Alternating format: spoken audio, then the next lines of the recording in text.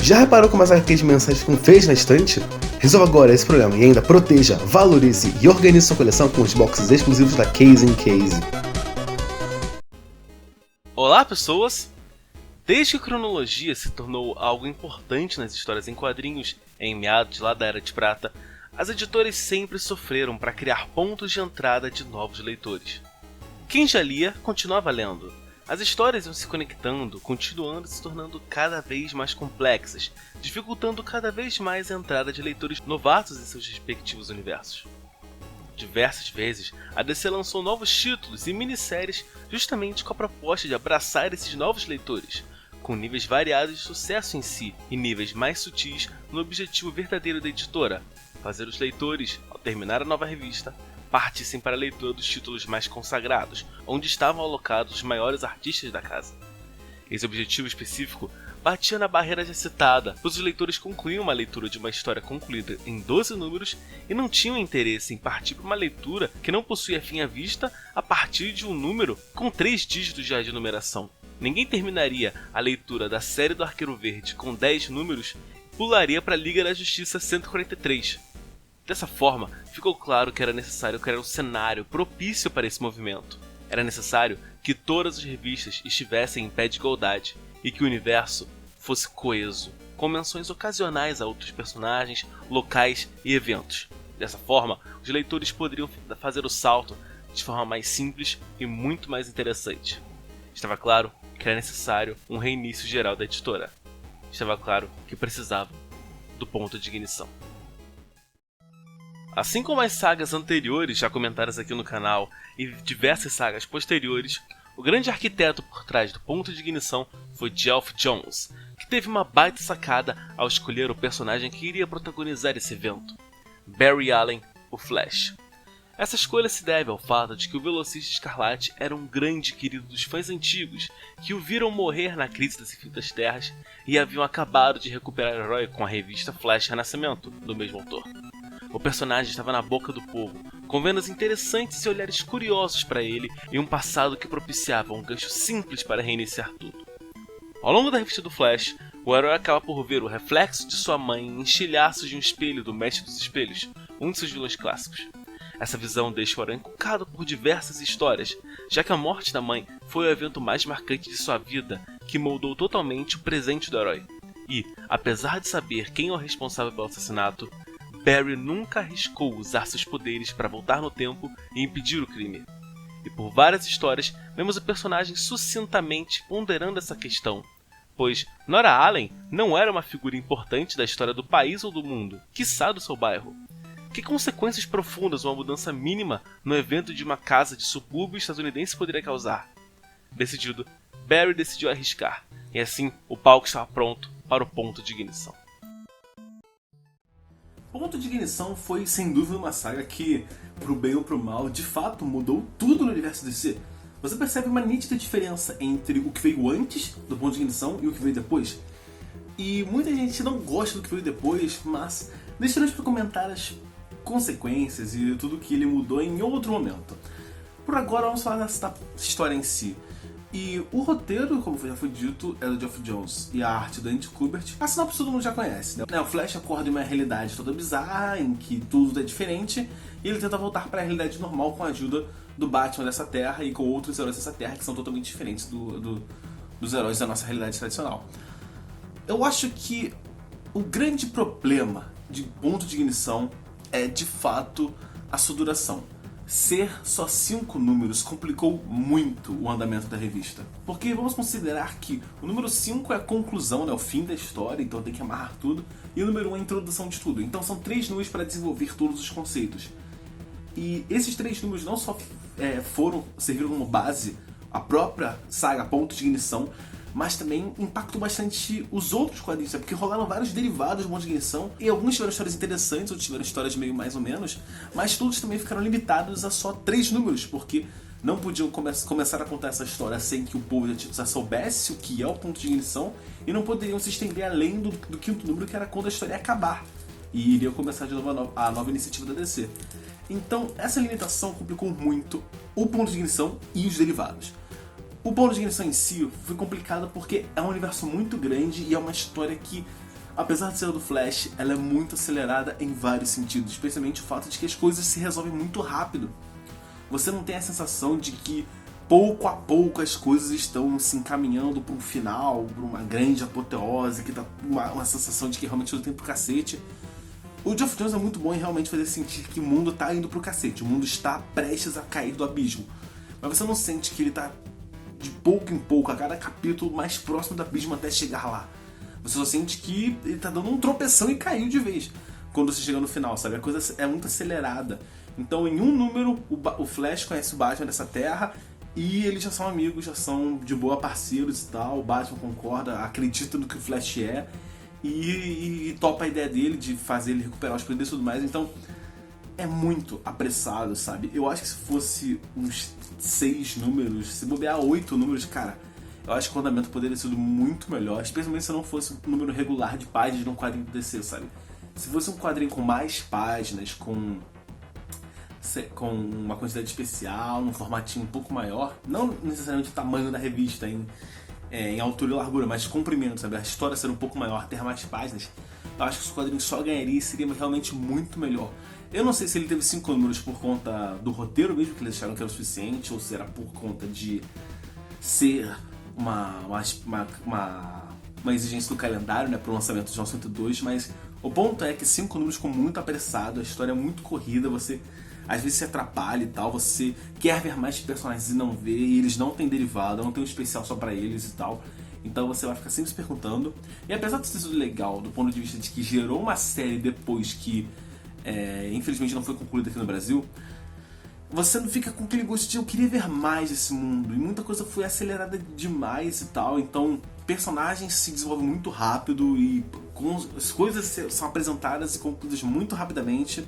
Então, em um número você já é apresentado ao conselho do universo da DC, né? As nações do universo da DC se aliando e tal, e aí as coisas vão pro cacete e tudo mais, então eu acho muito acelerado. De qualquer forma, o roteiro do Geoff Johns é bom no que é permitido ser bom, né? No espaço que ele pode trabalhar, ele é bom. Então, o Flash, todo mundo já conhece, não tem muita evolução do personagem nesse sentido. Ele apresenta um Batman novo, e apesar de não ter tanto desenvolvimento, você entende muito sobre esse Batman só vendo o universo em que ele está inserido e tudo mais. Você sabe? O mínimo que você sabe sobre esse Batman já dá uma aprofundada interessante do personagem. Eu não diria boa, mas legal. A relação do Cyborg com o presidente dos Estados Unidos também é legalzinha, apesar de muito superficial, sabe? Realmente é um negócio assim que não é aprofundado nem nos especiais aqui que eu tenho à minha disposição. Você realmente tem uma relação tão profunda de interesse, você não entende porque o Cyborg é um grande herói dos Estados Unidos e tal. E até os dilemas que os personagens têm acabam sendo muito acelerados. Eu entendo que o Geoff Johns quis fazer aqui, mas não teve espaço para trabalhar para fazer uma coisa decente mesmo, sabe? E a arte do Lindsay Kubert não é minha favorita. Ela parece demais com a do Jim Lee em vários aspectos para eu gostar dela. É um estilo de traço, sabe? A escola de Jim Lee de fazer... Essa escola de ilustração de quadrinhos realmente não me agrada. Esse monte de rachura, sabe? Esses personagens... O jeito deles serem ilustrados não me agrada. Eu não vou dizer que é uma arte ruim, ela é muito competente, só que ela realmente não é pra mim, nem pra pessoas que têm o mesmo gosto artístico que eu. Então, se fosse um outro desenho, talvez ficasse melhor, mas sinceramente, do jeito que tá, eu deixei quieto, tá ligado? Então, não é pra mim, mas eu não vou falar que é ruim, mas... eu não daria nota 10 pra essa arte, se eu avaliar essas coisas com números. De qualquer forma, Ponto de Ignição é uma saga muito importante da DC que infelizmente não tem uma qualidade maior por conta da duração, por conta de ser muito acelerada. Se fosse uma coisa maior, dá pra ver que eles tiveram um trabalho muito grande em reimaginar os personagens, em como fazer a coisa funcionar, e fazer com que todos os personagens sejam interessantes nesse mundo. Mas, como o foco da coisa toda é o Ponto de Ignição, a saga principal e o resto são, como o próprio nome diz, derivados, você fica realmente assim... sentindo falta de muita coisa e sentindo que muita coisa foi acelerada ou apressada ou até mesmo forçaram ali umas coincidências para fazer as coisas funcionarem. Então, até o final é meio cortado, você sente que o final não tem o desenvolvimento que precisava, sabe? Precisava de umas 5 páginas a mais de final para realmente ser satisfatório o final. Mas é isso, o Ponto de Ignição já foi E agora estamos até hoje vendo as repercussões dessa saga que, apesar de ter seus problemas, ela é muito interessante e muito importante para o universo DC. E apesar de, pra mim, ela ser curta é um problema, ela facilita muito a leitura. Então é muito simples de você sentar e ler o Ponto de Ignição. Você lê tudo em uma tarde só e você curte bastante. Não é uma leitura ruim, só que realmente, pra mim, fica com um gostinho de que faltou alguma coisa. Os derivados de Ponto de Ignição foram lançados no Brasil de uma forma bem interessante. Aquelas histórias sobre personagens específicos que tinham revista publicada foram lançadas nas revistas de personagens. Então, Liga da Justiça teve histórias de vários personagens que saíram lá, tipo Arqueiro Verde, Exterminador e por aí vai. Mas os personagens que talvez conseguissem manter uma história própria ou que tinham conexão com outro personagem tiveram seus próprios encadernados. E são os encadernados Ponto de Ignição Especial, que foram lançados 3 aqui no Brasil. E cada um é focado num núcleo de personagens e todos contam uma historinha em si só, como se fosse realmente uma minissérie derivada do Ponto de Ignição. Então, no número 1, nós temos a primeira parte do mundo do Ponto de Ignição e Ponto de Ignição Abin Sur 1-3 e Ponto de Ignição Hal Jordan 1-3. No número 2, temos a segunda parte de O Mundo de Ponto de Ignição e Ponto de Ignição Projeto Superman 1-3 e Lois Lane Resistência 1-3.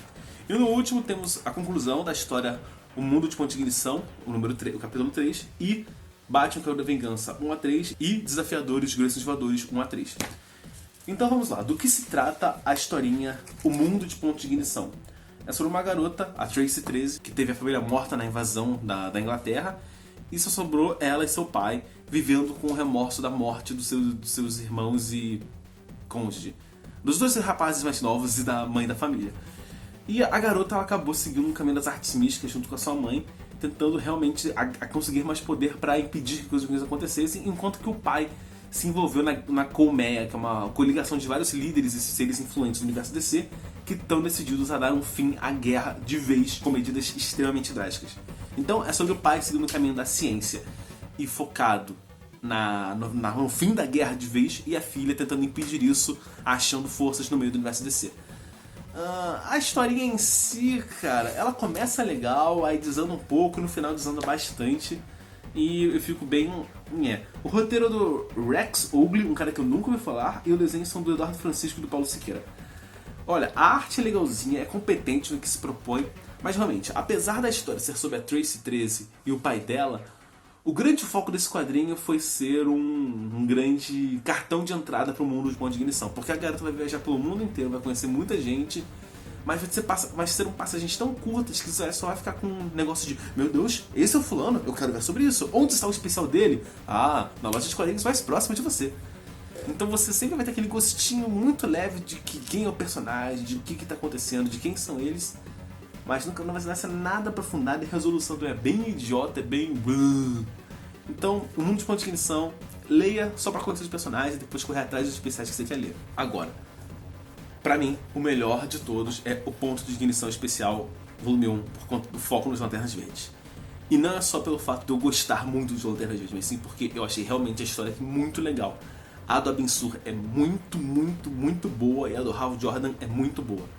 A relação do Sinestro com o Abin Sur, o Hal Jordan e a Carol Ferris nessa realidade são muito, muito bons. E toda a ligação com o Atrocitus e tal, o fato dele ter ligação com profecias e visões e coisas do tipo, fazem tudo muito mais sentido, muito mais interessante.